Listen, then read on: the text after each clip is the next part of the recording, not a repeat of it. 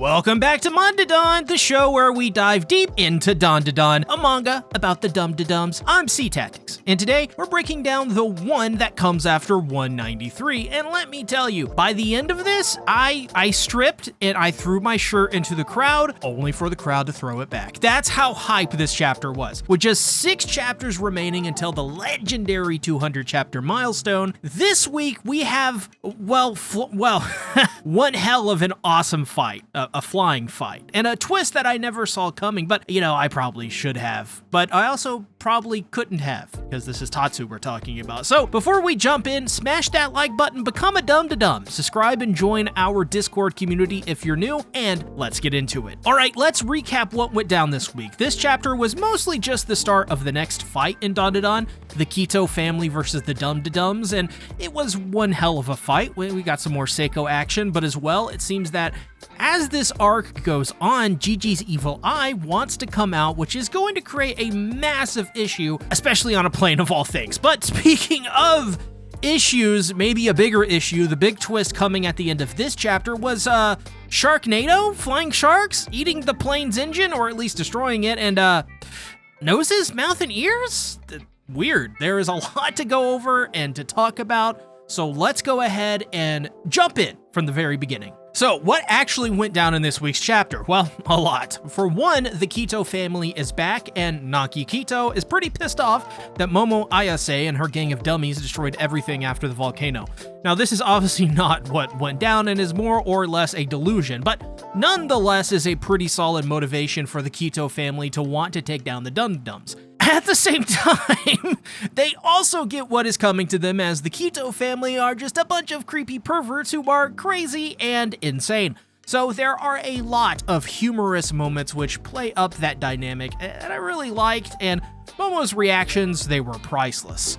If you're like me and are an enjoyer of Momo's gremlin faces, by the way, this chapter has a lot of decent ones to add to the collection.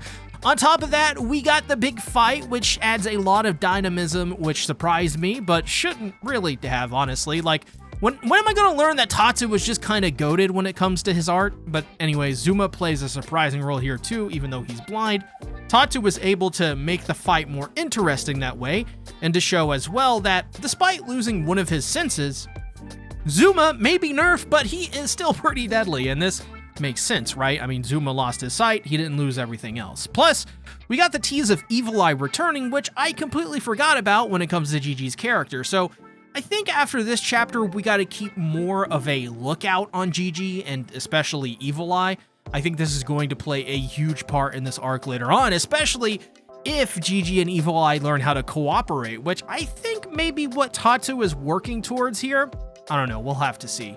This will be a great addition to Gigi's character and his arc, obviously, especially after being rejected by Momo. It gives his character something different and unique to stand out with, or who knows, that may be what is going to be built up to him confessing to Momo. And of course, the big finale is something that made me laugh out loud. There is now canonically a Sharknado in Dandadan, and oh god, the memes this week should be amazing because of that. So let's go ahead and jump into some of my analysis. I'm just going to say it, I thought the reintroduction of the Kito family was actually hilarious. Because there is this brilliant moment where the people who know have to explain to the people that don't just who these people are, and out of context, it's pretty wild. Gigi has to tell Seiko that these people were his landlords in the village that were making human sacrifices, and if you thought that was ridiculous, is the Kito's family's reaction to Vamola, who just randomly turns into a kaiju and freaks them out. Sometimes, in Dandadan, the smallest of interactions like this is actually what makes the series so endearing. It also shows how ridiculous some of the villains of this series really are. Like, Naki doesn't even realize that wanting revenge against Momo for supposedly murdering people because of the volcano erupting is just, it's so delusional, you just can't help but laugh at it. I mean, she's literally a human sacrificer person. And the fight that ensues just shows how sleazy the Kito family are. The gooners, they are, I should say. So it was really cathartic to have Zuma come in here, blind as a bat out of hell, wrecking the proverbial house.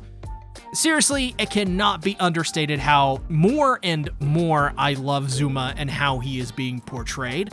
He's just a tough-as-nails kid, and in a way, he's kind of hard-boiled like that too, which is a pretty cool dynamic. Though Zuma is a Dandadan now, so when he feels up the kaiju suit Vamola is in, he's just like, what is this? This freak over here, what is this freak doing? It doesn't feel normal. And Vamola is like, okay, sweetie, you've had enough now. Get under the seat and hide. Like, seriously. I think Vamola, even though she's an airheaded alien, is one of the most responsible of the Dum-Da-Dums. She's kind of like the mom of the Dum-Da-Dums. Though this does lead into the tease for Evil Eye. And it makes sense why Evil Eye would want to get out and get at these weirdo Kitos. Of course he would, and seeing as the main villains in the arc Evil Eye is introduced are now back means that Tatsu is seriously getting ready to bring back Evil Eye for this arc, I think. I don't know. And the fact he wants out is, to me, just a sign we better get ready for what Tatsu is cooking up. But Tatsu gave us some really good fan service this week too, with some granny on granny action. Yeah, I nearly spit out my coffee when Seiko had to tell Naki that she is just an old lady. Like, imagine Naki, who is a granny as well, like looking at Seiko with her youthful skin and physique. I'd be pretty freaking pissed off myself looking at Seiko, who essentially has all of that youth in the world while being at the age of, checks notes, 872 trillion years old. Either way, Seiko, best grill. Also, gotta love that right after that, we see Momo kick some ass here. I seriously love how Tatsu is drawing Momo's outfit and how it kind of reacts in battle. Like, this outfit in particular just looks so cool to me because you can see how each piece of the outfit is moving, even though it's like a, static image. It's very solid stuff, but much like Joseph Joestar did it, and JoJo, he and Seiko are just a bunch of old people bringing down planes. I immediately went to thinking that the next chapter, or even the rest of this fight, would be in zero gravity. I mean, I think that's just where it's going, because when a plane loses altitude really fast, it simulates the effects of zero gravity, even though they're on a plane. But this brings us to the biggest moment of this chapter. Sharknado is canonically canon, boys and girls. We did it. We did it, guys. It's here. Sharknado reference, boys. I think that it's becoming clear to me that there is a third party in this fight waiting, because who else would be able to control those sharks? And it seems that these sharks, and the flying nose, mouth, and ears, says that there is more to it than meets the eye. It's just that, I don't know, at the moment, I'm not sure who could wield this kind of power. Like, my guess is that whatever is coming next, it will probably have to introduce a new character. I mean, it has to. Though I will say, the only thing I can remember that's similar is Koki's Lord of the Flies, so while I don't think it's Koki, I do wonder though if there are sort of classes of yokai users that can control certain creatures completely, have kind of a theme to them. So one class is flies, the other are sharks, and one is I don't know, flying rhinos. You get what I'm saying, right? I think one thing that, though, I think the biggest thing we should take away from this chapter is that Tatsu is cooking and Dandadan is starting to get hyped up again. So if you've been taking a break, it's time to pick it back up and get caught up, I think. This arc is going to be absolutely insane from here on out. And with Gigi's arc having a big feature in this upcoming season of the anime, this feels intentional by Tatsu to synergize the two versions of Dandadan. I'm hyped. I'm excited. I'm locked in. Thanks for watching. If you enjoyed it, don't forget to like, subscribe, and hit the bell so you never miss a Dandadan breakdown. And join my Discord. Be a fellow Dum-Da-Dum. See you next week for chapter 195. Until then, stay frosty.